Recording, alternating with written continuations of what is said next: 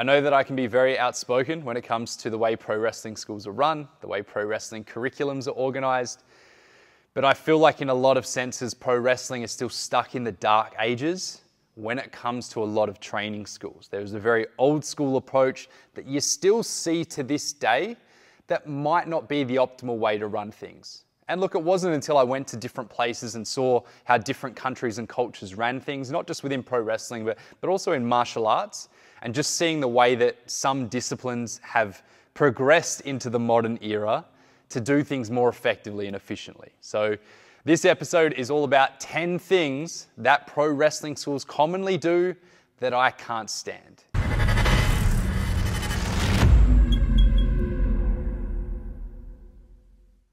Welcome back to BEATER Wrestling. At the end of the day, these are just my opinions only. So I will explain exactly why these things irk me, and maybe they'll resonate with you. Maybe you'll see some things and it'll start to make you think, yeah, I do see that and I don't really understand why we do that. Or maybe that thing has frustrated me and now finally someone agrees with the way I feel.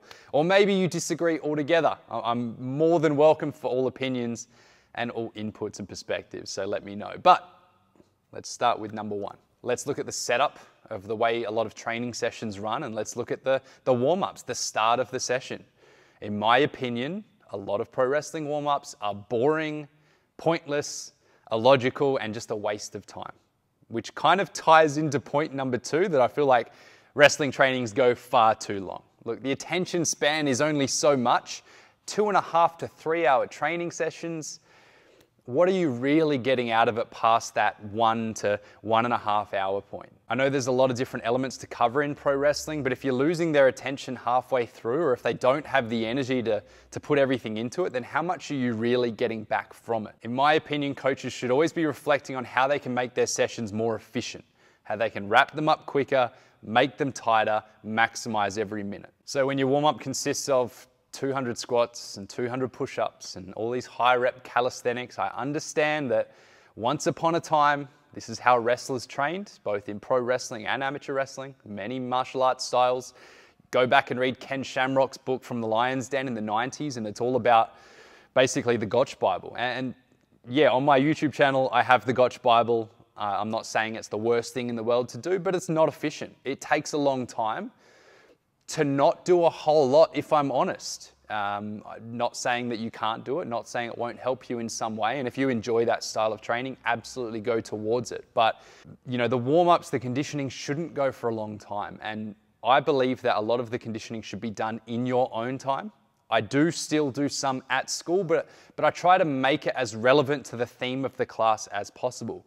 So with a lot of my conditioning workouts, you'll see things that are relevant to whatever the technique is of that day, relevant to the theme that we're learning. Or at the very least, I make them very grappling intensive because I do have quite a large theme of chain wrestling and grappling. That's what I value a lot in my trainees. So I'll do different things to help with that. I won't do things that are going to completely destroy my trainees so they can't actually put effort in once we get into the ring. And I'm not going to go and make half of them vomit their lunch out an hour into the session. Look, I get the whole way of thinking, I get the mental strength side, and I'm not saying make it easy. Trust me, I make my trainings as hard as possible, but within what they're capable of. I'll have a future episode on exactly what my warm-ups and conditioning generally consists of and why I do it, so I don't take too much time up here. But your warm-up should really be just to get the body moving, just get the blood flowing so that you're ready for what comes next. And the conditioning should always be relevant to whatever's going on in the ring. If you're enjoying these videos and want to support me in making bigger and better content just like this, make sure you head over to my worldbeaterwrestling.com Patreon. It's a community for pro wrestlers, current and aspiring, a place of networking, collaboration, and exclusive learning content to help you on your pro wrestling journey. Anyway, back to the video. Third one, again on the lines of the way training sessions are planned and run, is just random training sessions, random techniques being taught, no real rhyme or reason or progression from one week to the next. And I feel like that's a really easy way to ensure that your learning is forgotten. If we really want to tap into those long-term memories, then I believe that we need to progress things effectively. We need to recap things, we need to do them again, we need to get the reps in, but we need to make them meaningful. We need to put them in different contexts, depending on which level your trainees are at. But if you're just doing whatever comes to your mind in the moment, or even just working towards whatever weakness you see in the moment, yes, that can be effective, but it's like throwing stuff at the wall and hoping it sticks. And to be honest, it might stick for a week or two, but I don't see it sticking in the long term. And too often, I've seen trainees come back 6 months where they haven't covered a certain topic, and it's gone, it's forgotten. They covered it for 2 weeks in a row and that was it. Personally, I prefer to organize my teaching into blocks. So depending on what the theme is, it might be anywhere from a 3 to 5 to 6 to longer block, where we cover the same theme, and within that theme we progress things appropriate to my trainees' level, we recap things along the way, we reflect on things, and we try to make it meaningful for everyone. We try to make it appropriate for everyone, regardless of their style, size, experience, and so on. Of course, if you're running multiple trainings a week, it might be a little bit different the way you set it up. But you know, I've seen the same in other things like Brazilian Jiu-Jitsu, where I train commonly, where I trained at places where we did a lot of random technique from day to day, and I just found that I wasn't really progressing. But then as soon as we did the same techniques all week and we had opportunities to utilize those techniques in different contexts, like sparring, like competitive rounds and things like that, then I picked them up a hell of a lot quicker. The fourth one is neglecting the fundamentals, or learning them to a certain point and then not doing them again. I've just seen so many trainees end up regressing because they got to a certain point, they got moved up to another class, the next class didn't really have any emphasis on fundamentals, and they lost a lot of those things. And like I've said before, the fundamentals are not about learning how to do a basic hammerlock, how to do a basic hip toss, how to break fall. They're about supplying you with the principles and the foundations that apply to everything in pro wrestling. So as soon as you stop doing the rolls and tumbling, as soon as you stop doing the ring sense drills, the break falls, the chain wrestling, you really do see an impact on every aspect of your game. Which is why that even with my class, which is your pro class, your advanced class, it's your third tier at the EPW School of Pro Wrestling, I always make sure that we rep out the rolls, we rep out the break falls to a certain extent, depending on how their bodies are feeling at the time. We rep out the chain wrestling and grappling, and that's a common theme every single week. The fifth one is getting a free pass, and I get it. Your training session's running long, you want to get to what you wanted to teach, but one of your trainees just can't get it. As soon as you give free passes, it's very difficult to go back and learn or break those bad habits. And some of those small little habits that we develop that don't really get picked up on in those earlier stages can really come back to haunt us down the track, because bad habits you've had for the longest time are the hardest ones to break. It doesn't mean you need to pause your session and waste 20 minutes going over forward rolls with a trainee who just can't get it.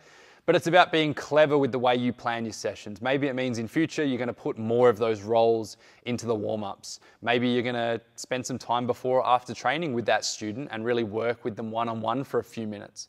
Maybe you're going to give them a homework task. But trust me, you don't want that one trainee in 3, 4, 5 years' time going to another school, representing you and your coaching, and suddenly they can't do the most simple of forward rolls.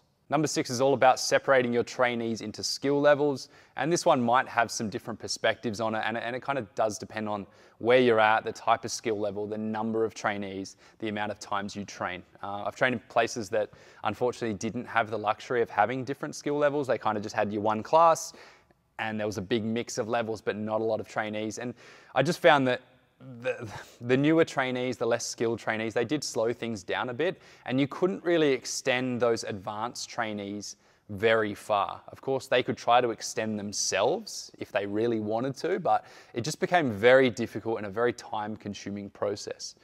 There is some benefit to everyone training together. The way that I've set up the curriculum here at EPW is we have 3 different tiers because we have a lot of trainees: beginner, intermediate, advanced, or fundamental, technical, pro is what we call it. But then we have some sessions that are open to all levels.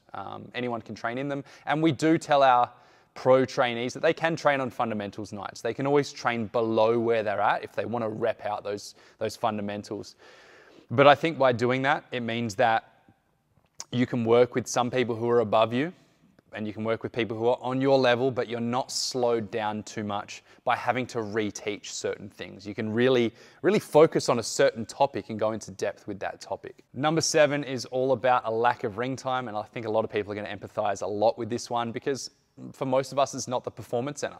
We have one ring at training, 10, 15, 20 people standing around it, 2 people in the ring, and we got to wait for our turn. We get cold, we get bored.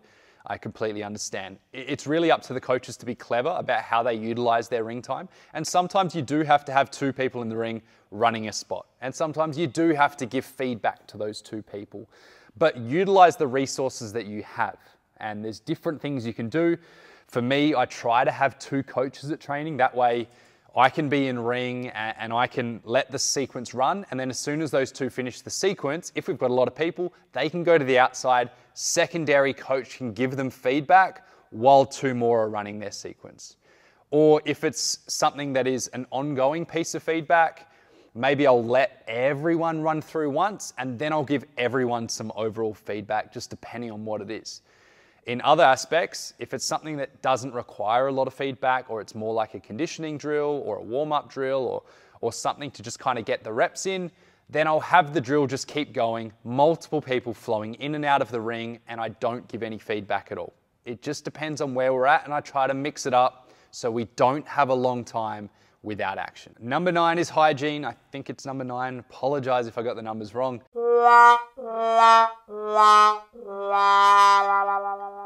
Hygiene is commonly neglected in pro wrestling schools.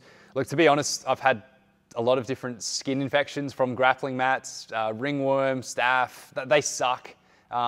When you get them, there's no other way to say it. They suck. Hard to get rid of. They can cause serious health issues. It means you have to get off the mats for two plus weeks, and it spreads like wildfire. So making sure that you've got a protocol and that you're not lazy about it. Personally, for me, I have a rule: no trainee leaves the building until they do one of the cleaning jobs, and that might be cleaning the mats, spraying them down, mopping them, wiping down the canvas. You want to clean every single inch because a lot of these bacteria can exist for months, if not years, if they are not treated and cleaned. I also make sure that trainees all have a secondary pair of shoes that they wear purely for the ring. That way they're not tracking in mess from outside. Lucky last is exclusivity, because in my mind, if someone's stopping you from training elsewhere, then I feel like they've got something to hide. And I've had it put to me before that, if someone who isn't polished, who's only been training a couple months, doesn't quite have the fundamentals down, goes to another school, then they're going to give your school a bad reputation. But look, to me, if you've built up enough respect and equity in what you're doing at your school, that's not going to matter.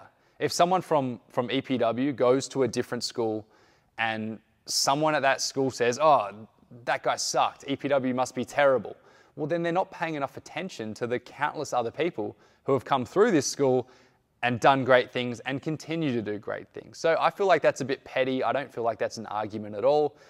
To me, cross-training is a great way to get different perspectives, even if the other schools do have a poor standard, even if they do have less experience, even if the skill level is not quite as high, you would trust that your trainee would see that and notice that. So those are my 10. I know that was a pretty negative episode this week, but I'd love to hear from you. What are some things that you commonly see in pro wrestling schools or pro wrestling curriculums that you think should be eliminated?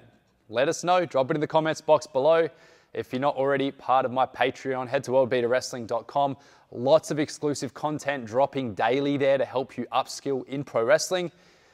And if not, I'll see you next week for another episode of World Beater Wrestling.